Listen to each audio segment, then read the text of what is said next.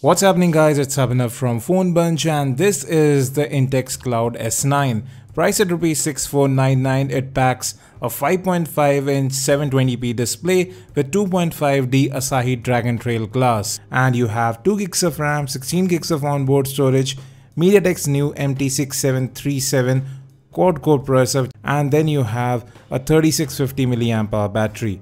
We'll get to the rest of the specs as we move along. Let's have a look at what we get inside the box.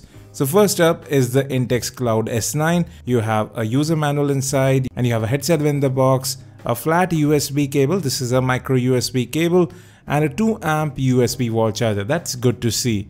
And you also get the 3650 mAh battery.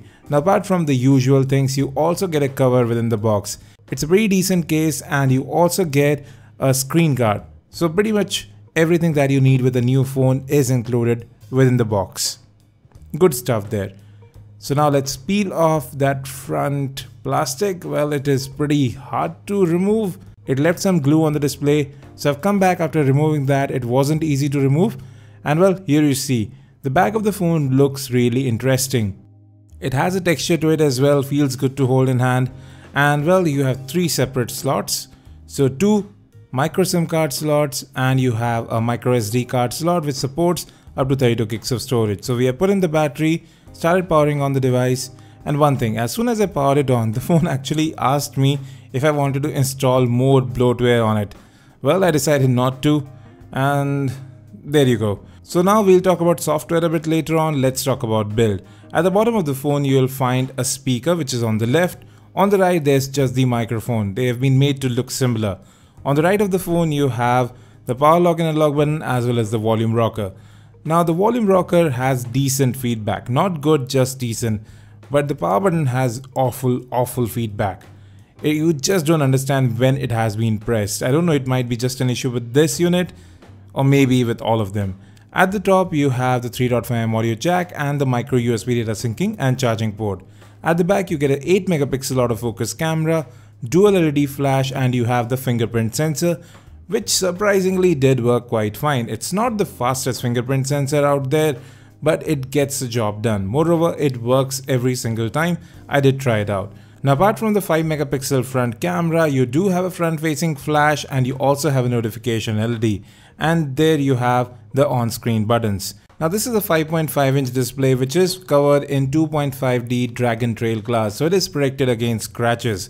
But the viewing angles of this display aren't the best. I can see color as well as brightness shifting. And then the 2.5D glass has a plastic frame surrounding it, so it kinda defeats the purpose of that. Anyways, moving to that rear camera now, it does take a bit of time to save images. Shutter speed is just about decent. This is the default MediaTek camera interface we have been seeing for quite some time, and I'll check all these options out if something actually works better. The front facing flash seemed okay, but it didn't have much effect, at least in this lighting. Again, that's something I want to test out. Now there's a lot of bloatware pre-installed on this device, and well, you can install more if you want to. And there's one thing I noted too, you have double tap to wake on the device, and you have ads on the lock screen as well. Although yes, you would have to tap to open that. Now this is Adware which is pre-installed on this device. Not something you can let pass easily. You can't disable it, you can't uninstall it, and that's not all. If you swipe left from the home screen, you have this which shows trending games, apps and all that. So more ads. So there is Adware and bloatware in huge amounts installed on this device. And therefore you see, you have just about 10 odd gigs available on the phone out of 16 gigs, which should have been somewhere around 12 odd gigs. And well, even memory, you can see out of the 2 gigs, we had just about 600 odd megabytes free, even though not many apps were running in the background. These are just the default apps. But performance, however, is neat on this device. Web browsing did work out well, apps did open up quickly as well. I didn't notice any major stutter throughout the OS while using the phone. It's sort of a pretty stock version of Android Marshmallow underneath, you just have a different launcher. And well, you also get the Google Now launcher pre-installed, so you can switch to that. So here's where I'm at right now. There's plenty of bloatware on this device. What I can't let pass is that you can't uninstall or disable the bloatware or adware on this phone. Now, given the recent bout of phones in this price segment, there isn't much choice, so I was actually interested in this phone.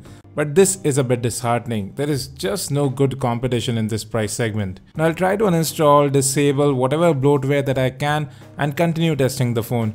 So don't buy it till we are finished with the review. So do stay tuned. Thanks for watching this video. If you have any questions about this device, please hit us in the comment section. And as always, have a great day.